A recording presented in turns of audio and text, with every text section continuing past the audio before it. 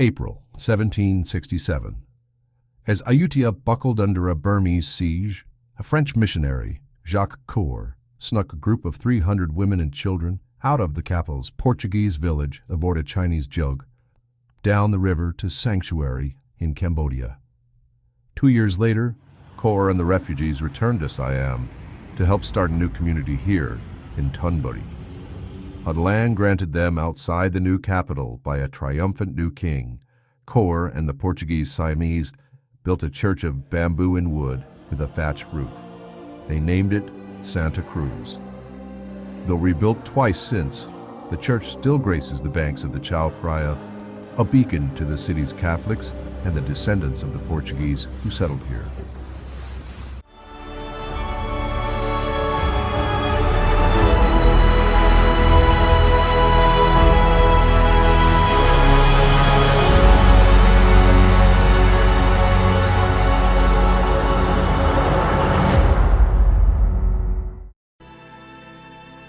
Bangkok. Thailand's bustling capital offers visitors a rich tapestry of ornate temples, gleaming skyscrapers, irresistible shopping, mouth-watering cuisine, and cosmopolitan street life, most spreading east from the banks of the winding Chao Phraya River all the way to the city's two busy international airports. What most people don't know is that one of Bangkok's oldest foreign enclaves sits across the Chao Phraya in a part of the city called Thonburi. It was established there by King Taksin the Great shortly after he moved the capital to Bangkok in 1767 from its original location, dozens of kilometers to the north, in Ayutthaya. Ayutthaya had been home to Portuguese settlers since the early 1500s, when the first Portuguese emissaries sailed up the Chao Phraya. Portugal became a powerful ally to Siam, introducing muskets, mortars, and cannons, as well as fruits and vegetables from their colonies in the New World. As early as the 1530s, Chinese kings began enlisting Portuguese mercenaries. In return, the Portuguese were allowed to settle in Ayutthaya south of the city wall, joining the many other foreigners already living there: Arabs, Chinese, Indians, Malays, and Persians. They married local women and became soldiers and merchants, jewelers and doctors. By the early 1700s, Campo Portugués was Ayutthaya's largest European community, with 4 churches and more than 3,000 residents. When the Burmese besieged Ayutthaya in 1766, Ayutthaya's Portuguese helped defend it. In early 1767, they joined forces with Ayutthaya's Chinese for a final but failed counterattack. In April, Ayutthaya fell. The invading Burmese sacked and razed the ancient capital, killed the king, and took back to Burma 30,000 prisoners, including some Portuguese. Campo Portugués was also destroyed.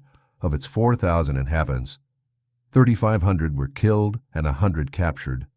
The 400 who survived fled south to join a Chinese Siamese general, Taksin, gathering forces for a counteroffensive. In November, Taksin struck.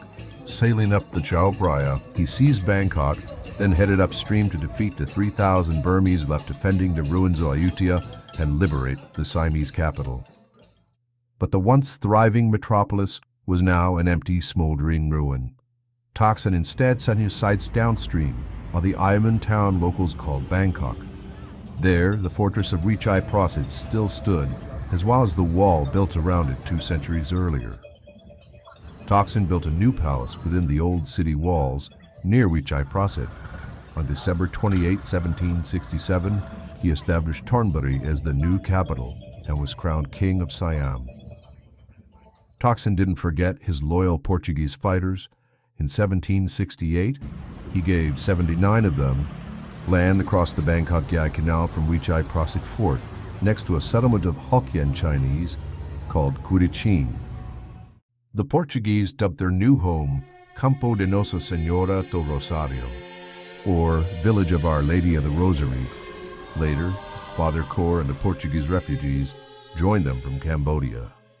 To get to Kudichin, walk from Sanam Chai metro station through O Krum Prao restaurant to the Atsadang Pier. where for 10 baht you can catch a ferry across the Chao Phraya. You can also walk across the Memorial Bridge with its excellent view upstream of Kudichin and Wichai Prasi Fort. Start your visit to Kudichin at the Baan Kudichin Museum, owned and run by the 5th-generation descendant of one of Kudichin's Portuguese-Siamese families. Their 90-year-old 3-story house now documents the neighborhood's Portuguese roots, history, and contributions. On the ground floor is a cafe where you can enjoy a coffee and a sapayak, minced pork, potatoes, chilies, and tamarind on a bun. Prone to flooding, Kudichin's first homes were built from bamboo and thatch on stilts, so high waters would flow beneath them. Residents reached their homes by boat. Many of Kudichin's Portuguese became palace guards or soldiers in the king's army, fighting in the wars to reunify and expand the nation. Others found work as sailors, gunsmiths, dockworkers, interpreters, and doctors. There aren't many options for lodging in Kudichin. The little enclave remains charmingly low-rise and residential. There is one local choice, the Hog. This unassuming 6-room property offers a basic but modern homestay experience. Across the Chao Phraya near Sonam Chai Metro is Aurelin the River Place. His cozy 4-story, 12-room boutique hotel occupies a former warehouse on the river, just 20 minutes from Kudichin. Portugal's influence remains stamped indelibly on the Thai cuisine. Portuguese ships arriving in Siam brought foodstuffs from the Americas that are now cornerstones of Thai food: pineapples and papaya, tomatoes and peanuts, and chilies. Without these, many of the most famous Thai dishes today wouldn't exist. Tom yum spicy sour soup, som tam green papaya salad, and just about every fiery Thai dish you can think of. The Portuguese also inspired a range of egg-based desserts, including egg custard or Khanom mokang, oblos moles de enero or tongyot, and fios de ovos or foitong. Run by relatives of the family that oversees Baan Kudichin Museum, Sakulthong's house serves up delicious Portuguese-Siamese fare. Don't miss the egg thread rolls with shrimp and coconut filling, or latian sinaprao gum, or the baked pork with potatoes, mu ap man farang. Better yet, make reservations a few days in advance and have the chef's table or tasting menu. Another local treat, Khanom farang, or foreigner cakes. These crumbly delicacies hark back to a time when Portuguese settlers had to bake a traditional sponge cake without milk or yeast. Paulo Singa Bakery still churns out Khanom farang using a 500-year-old family recipe. You could also buy Khanom farang at Auntie Ampan's Khanom farang on Kudichin Soi 1. In 1769, as famine gripped the kingdom, Taksin gave his Portuguese subjects more land to build a church. Overseen by Father Cor, they built it of bamboo and wood with a thatched roof and named it Santa Cruz. After fire leveled Kudichin in 1833, the vicar of Eastern Siam, Jean-Baptiste Paraguay, oversaw construction of a new Rococo-style brick structure. You can take in a view of tranquil Kudichin and Santa Cruz from the roof of Baan Kudichin Museum. But make sure to stop in and admire the serene church itself. It opens for Mass every evening and 3 times on Sunday.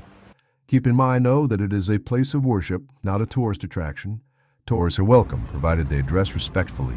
That means no shorts, tank tops, crop tops, or other revealing clothing.